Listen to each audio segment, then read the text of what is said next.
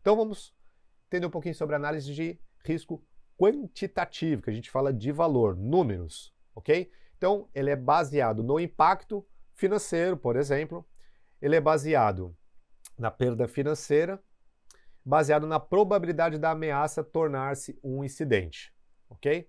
Vai se diferenciar do qualitativo? Vai, um pouquinho sim, ok? Então vamos lá. Nesse tipo de análise, então, que é quantitativo, baseado em número, a gente considera o valor de cada elemento composto pelo custo, o custo do risco, do incidente, de acontecer, de retornar, ok? Então, das medidas de segurança, tem um custo. Então a gente está falando de quantitativo. Eu tenho que analisar, porque a análise de risco não é só implementar a medida. A gente tem que saber quanto custa o ativo e quanto custa a medida, ok? Bem como os ativos, né? Falei, por exemplo, o ativo, o edifício, hardware, software, informação, impacto dos negócios, pode gerar perda financeira. É fornecida uma imagem clara do risco financeiro total. Então, muitas vezes, a gente, para vender um projeto, para implementar, vamos dar um exemplo aqui do Firewall, a gente precisa comprovar financeiramente que é importante. Então, a gente avalia o quanto custaria uma empresa ficar parada, qual é o prejuízo, quanto custa um Firewall, implementação, tudo. Então, a gente faz aquele cálculo, o ROI, né, o retorno sobre investimento. As medidas adequadas podem ser determinadas. A gente só consegue definir as medidas a partir do momento que a gente fizer a análise de risco, antes de sair implementando que nem um louco um monte de medida. Vou colocar câmera em tudo que é canto, sensor de não sei o quê, biometria para entrar em qualquer sala. Calma, vamos avaliar se as informações que estão naquela sala merecem ou não ter uma biometria. Que é uma parte importante disso, então, é determinar quais riscos residuais são aceitáveis. Porque tem risco, nessa parte é muito importante, tem aquele risco que a gente pode aceitar. Residual, ficou aquele negocinho, mas a gente pode aceitar, de boa, né? Mas esse de boa tem que ser consciente. Para ter consciência, a gente precisa levantar esses riscos, né? Trazer à tona. O que mais? Custos das medidas não devem exceder o valor do objeto protegido do risco. Já falei isso várias vezes. Não adianta botar uma ferramenta lá que custa 1 milhão para proteger uma informação que custa 100 mil. Uma análise de risco puramente quantitativa é praticamente impossível. Adriano? A gente está falando de número. Nem sempre é possível. A gente vai ver por quê. Uma análise quantitativa de risco tenta atribuir valores a todos os aspectos, mas isso nem sempre é possível. Principalmente, por exemplo, a imagem da empresa. Quanto isso representa financeiramente se uma empresa tiver os dados vazados? É complicado estimar isso quantitativamente. Aí a gente cai no qualitativamente, ok?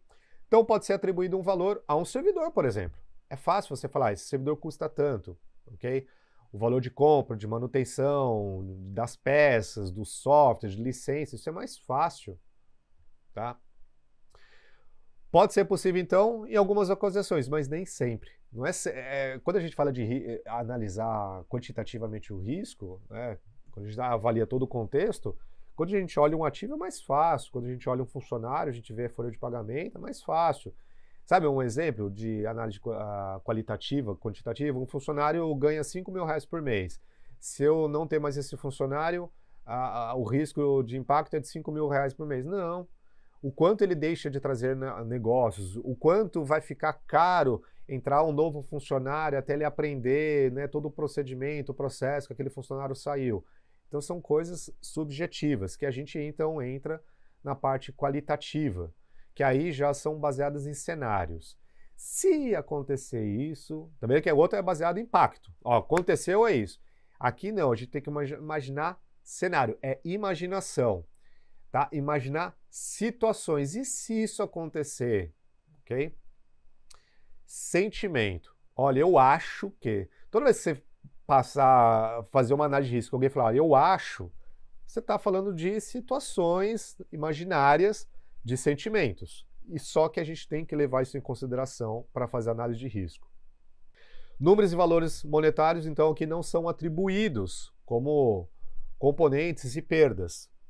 Pode ser definido, por exemplo, como, então, nesse caso, você não atribui o valor financeiro, mas você pode colocar baixo, médio, alto, é possível, não é possível, é incerto, nunca, jamais, sempre, 2 vezes por ano.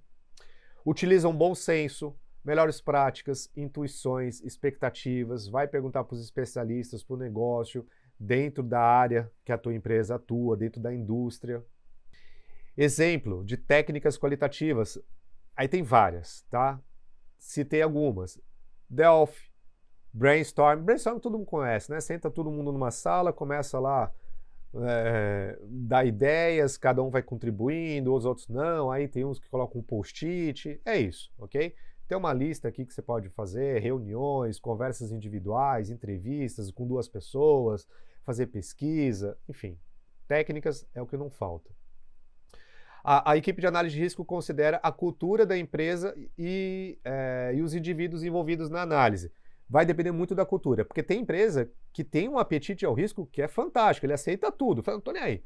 Tipo startup, normalmente ela aceita muito mais risco que uma empresa, por exemplo, já listada na Bolsa de Valores, uma empresa mais tradicional. São 2 culturas completamente diferentes, que reconhecem a importância da segurança, mas têm um apetite ao risco diferente. Então, a criação de um cenário, de uma hipótese numa empresa que tem um apetite maior, ele vai falar, não, tranquilo, isso aqui a chance de acontecer é baixo, ok? O mesmo risco, a mesma ameaça para uma outra empresa pode ser alto, pode ter um grande impacto. É reunido pessoal com experiências, conhecimento distintos, né, das ameaças que a gente está fazendo a avaliação. Aí esse grupo de pessoas que acabou sentando ali para discutir isso aí, para analisar qualitativamente o cenário, eles vão descrever as ameaças, vão descrever as potenciais perdas, ok? Lembra que não é só termos financeiros, mas, por exemplo, perda de imagem é um item importante e vai responder para cada intuição que foi lançada na reunião. Falar, se isso acontecer, a gente pode fazer isso, isso, isso. Chama o pessoal lá de gerenciamento de crise também, ok? O que pode resultar a mais daquela...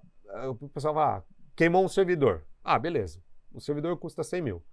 Mas, qualitativamente, qual é o impacto para o negócio se aquele servidor for o e-commerce, o site principal da empresa, onde é feito o negócio, tá?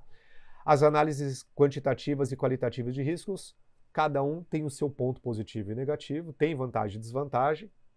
A administração, em consulta com os especialistas, determina um método que deve ser aplicado para determinado tipo de situação, ok? Ah, então eu tenho que tomar a decisão se eu uso uma ou outra? Não, você vai usar as duas, a análise combinada. Por que você faz uma análise das duas? Porque acaba sendo inviável você fazer uma análise apenas quantitativo, abranger tudo, é muito complexo. Você fala assim, gente, eu tenho que fazer uma análise de risco financeiro para cada coisinha, para cada detalhe, um mouse, um ataque de não sei o quê, eu ser sequestrado num avião, cara, é muita coisa. Quando você não consegue ter essa abrangência maior, o que você pode fazer? Uma análise combinada. Como que funciona? Então, para evitar o ônus de uma avaliação extremamente abrangente de uma análise quantitativa, então, primeiro você inicia uma avaliação qualitativa. Qual é a chance disso acontecer?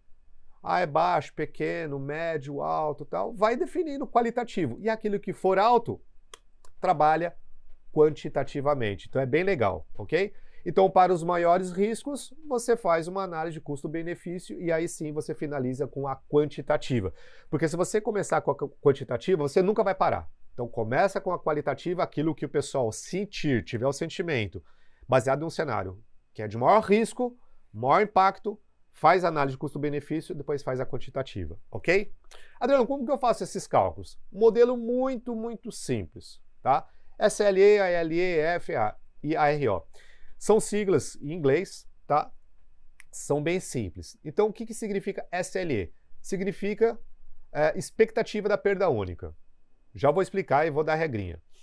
O ALE é a mesma coisa, só que é uma perda anualizada. Ou seja, olha, o meu SLE, posso ter uma perda de tantos mil reais por ano. Essa é a minha expectativa de perda, que a minha análise de risco disse que eu posso perder até 200 mil, tá?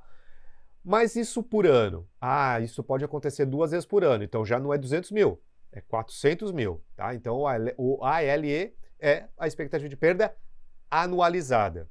Ah, Adriano, a minha expectativa de perda é de 100 mil, mas pode acontecer de 2 em 2 anos, então anualizada é de 50 mil. EF é um fator, tá? É um fator que a gente vai utilizar aqui para definir o valor da exposição. A gente vai dar um exemplo, mas em resumo geral é o seguinte, imagina que você tem um data center, o data center vale milhões, mas se acontecer uma enchente, 25% do data center vai ser prejudicado. quanto representa esses 25% de milhões? Então vamos imaginar que o data center, hipoteticamente, custe 10 milhões e ele vai afetar, sei lá, 2 milhões e meio, tá? 25%.